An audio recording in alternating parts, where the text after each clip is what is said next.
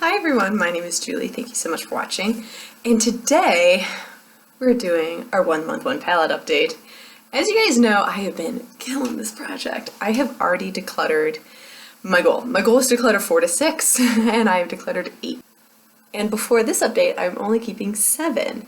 So decluttering 8, keeping 7, and those numbers are about to change because I was testing 2 palettes last month, and one I liked and one I didn't like, and it completely surprised me. I thought it would be reverse, but alas, that's where we were at. So let me show you what I was using last month. And probably the biggest surprise to me was this LOV palette.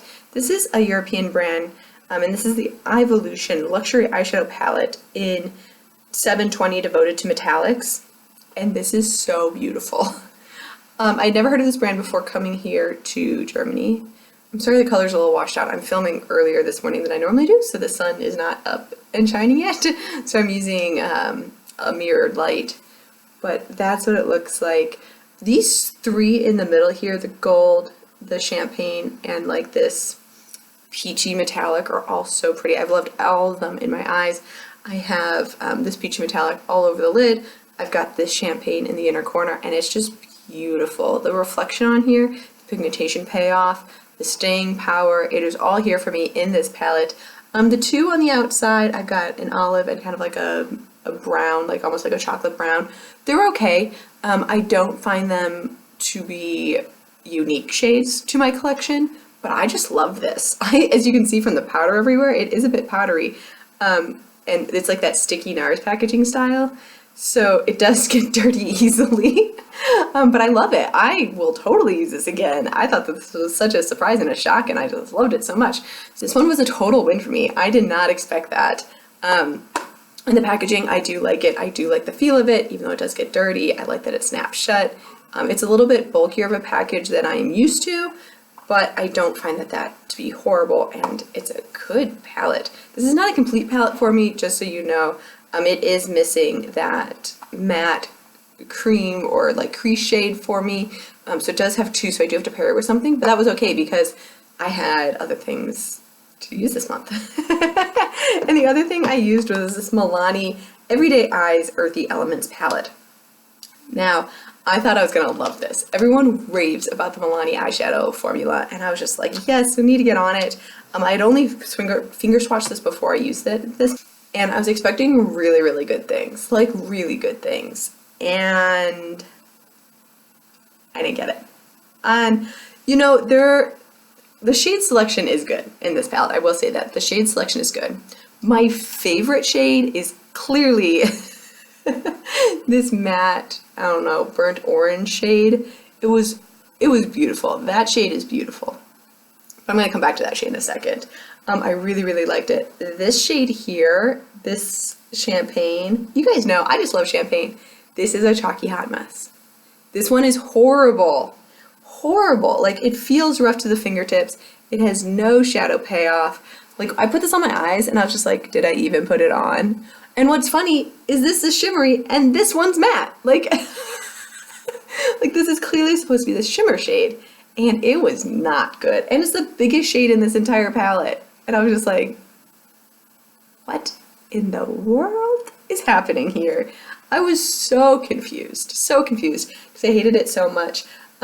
This light peanut butter shade I thought was fine. I swear, these are different formulas. These 2 in the center, these 2 matte shades, are really nice. Like, there's good payoff, it's good coloring. Like, that was what I was hoping for this entire palette to be. And then these 3 over here are ones I've easily duped in my palette. So really I was just, or in my collection, not in this palette, in like other palettes that I own, which is like a million of them. So I was really looking forward to seeing what this can do. I did try to put this kind of like a, I don't know, dark shimmery brown onto the eyes, and it was nice. I just don't normally use like that for a smoky eye. Like, I didn't think it was bad. It just wasn't, you know, again, something unique in my collection. And these 2 over here were fine. This one wasn't quite dark enough, in my opinion, to deepen up the outer edge of my eyes. It didn't go on right. It was like when I buffed it out, it was a little too similar to this shade. to really make a difference with like that smokiness. I don't know, you can kind of see, right? They're very similar. Like this one's a little bit more sparkly, that one's a little bit more matte, but like really this one's a satin finish and it just didn't deepen up as much as I wanted to. So I was just disappointed. I tried this palette 3 times and I hated every look I came up with. Like I hated it.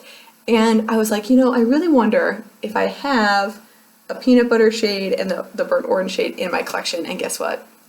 I do. I do. So I'm gonna let the Milani one go, but let me show you where it is in my Lorac Mega Pro. This is the Mega Pro 2. This is a limited edition, you can't get it anymore, but if you have it, you have Tangerine. And Tangerine is a burnt orange shade that is so similar. We'll swatch them next to each other so you can see. Let's swatch up here. Look at that. Yeah, I know. A little less pigment payoff, but when you put it on your eyes and you build it up, it is exactly the same. It's exactly the same.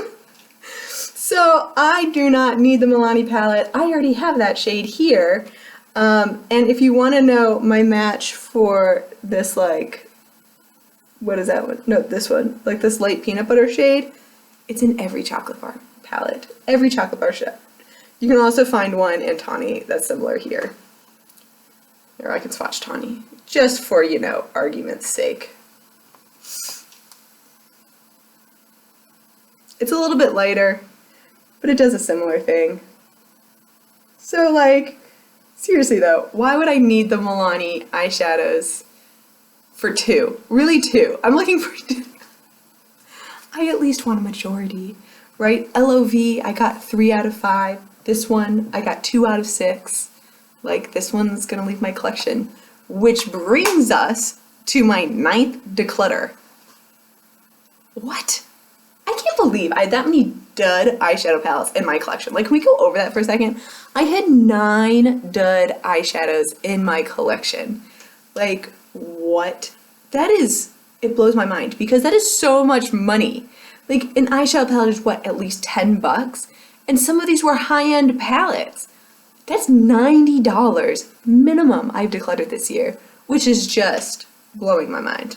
Like, that's just ridiculous to me. So, this one is gone, this one is staying, but now I look at my collection, I'm like, ooh, I can use anything. Like, and I haven't even used all my eyeshadow palettes yet. Like, there's still so many. I haven't done my 1 month 1 palette this year, so I'm thinking about continuing it, but panning an eyeshadow palette as well, because I do miss hitting pan on eyeshadows.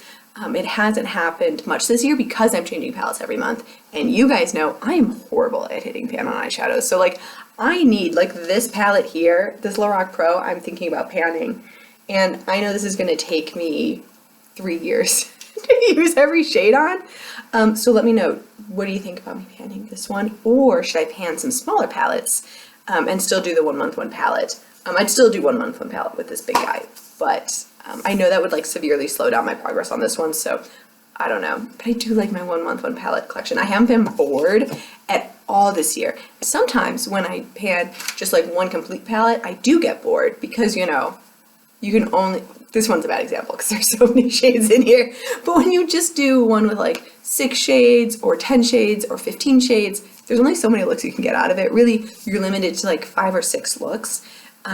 So it's kind of like, what do you do? Like, do you focus on one palette or do you pan a bunch of palettes?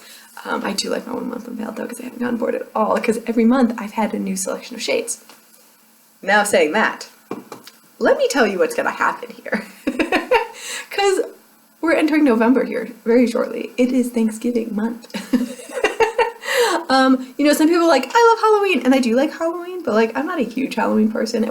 So let's talk about the future, because since it's November, I'm going to do my finale in December, which means I'm not going to test a palette in December. I've also kind of reached my goals, so it was kind of like one of those things where I've already reached my goal, why not just do a finale in December instead of the finale in January? But I do want to continue trying new palettes, right? As I said, I wasn't getting bored. So what I did is to kind of test the idea of a big palette versus a little palette and how I can use both in a month. I do have, for you, for November, a big palette and a little palette that I'm going to be testing and see what happens when I do a 1 month 1 palette trying to pan a little palette.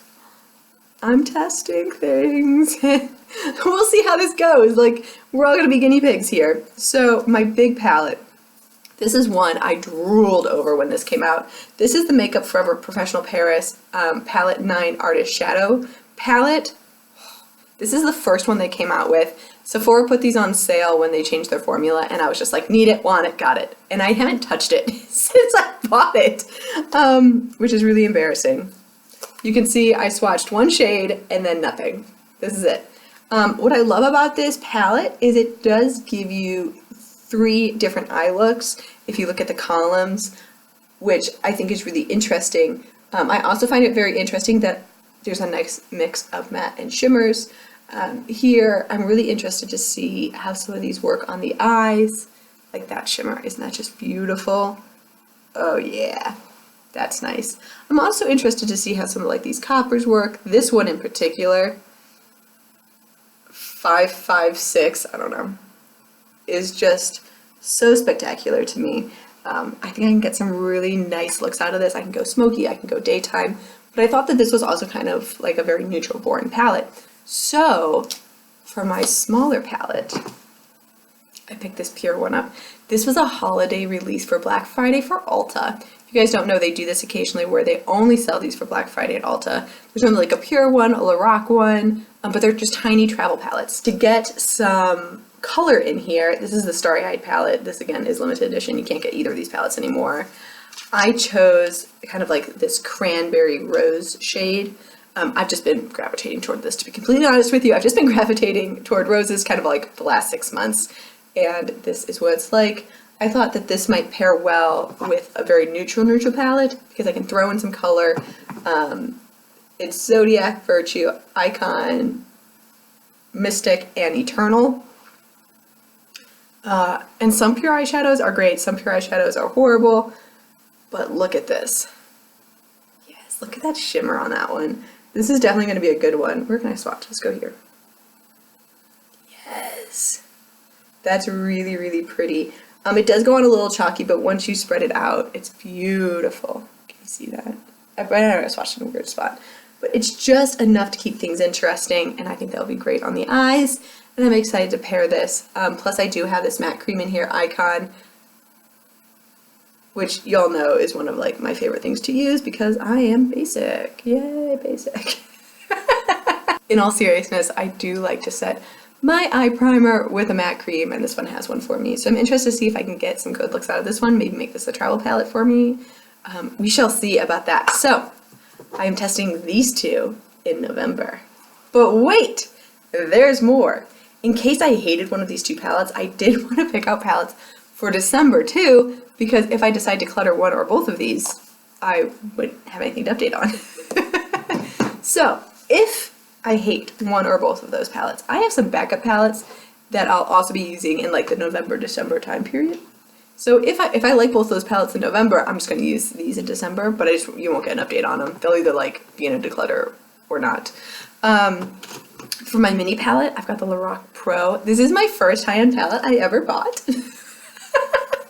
This is it. This is what got me into Lorac eyeshadow palettes. This tiny little thing. If you remember when the Lorac Pro came out like 5 years ago, 6 years ago, it sold out immediately, like within minutes. So this is all that was available to me, so I bought it. And it has 3 shades in here, Ivory, Gold, and Cocoa. To be honest, I want to see if this is still good. This is literally a 6-7 year eyeshadow palette. And I used it a crap ton when I first got it. Like, I don't know if you can see, there's like some good use in there, but I need to know if it's worth keeping in my collection or not. Because this is really only one look. Like, this is 3 shadows, that's all you get. The other one is a palette that you know I've been lusting after. I hauled it this May when I went back to the States for my cousin's wedding, and this is the Kat Von D Shade and Light eyeshadow palette. We all know how I feel about Kat Von D, but I've loved her eyeshadow palettes twice already in this project. I have 3, 4 of her palettes, a couple of her palettes, and I've loved them. So I want to see if this one's on par with that. Plus, since I got this in May, I want to test it to see if it's good, if it's not good, whatever. And yeah, I thought that this might pair well with the gold. I don't know. There's no shimmer in here. It's all matte. You guys have seen this a million times. These three are all shimmer, so I figured why not? Let's see what happens. I don't think that this could be a standalone palette for me ever. I feel like I always need to do a shimmery shade with it. So I'm gonna test that one too. We'll see how these work out. This is kind of crazy to put in 4 palettes here at the end, but I think you kind of get where I'm going, right? Like, we're gonna start with the Makeup Forever and the Pure. We're gonna start here, test these out. If these are good, these are gonna wait till December. If these are good, my second set will wait till December. I'll come back and tell you about these two. But if I end up decluttering these really fast, these are gonna be my backups. So we don't have to worry about it. I'll be covered with eyeshadows. I basically have 2 neutral palettes and 2 more colorful shimmery palettes, I guess, to see what happens. Plus we're testing if I like using big palettes, like my 1 month 1 palette, with smaller ones that I might pan for the future, because these 2 are some of my oldest palettes. Like the 2 little ones, the Pure and the Lorac, are both 3+ years old. So we'll still see what happens. Let me know what you think about these ideas. They've just been like rolling through my head. I hope they're good ones. I hope you like them. And if they're not good ones, we'll find out in December when I come back for this update. And I was like, oh my God, that was way too much. I don't know what I was thinking. My eyes are gonna get all buggy and be like, that was horrible. But thank you so much for watching. I hope you have a wonderful rest of your day. I will see you in my next video. Bye.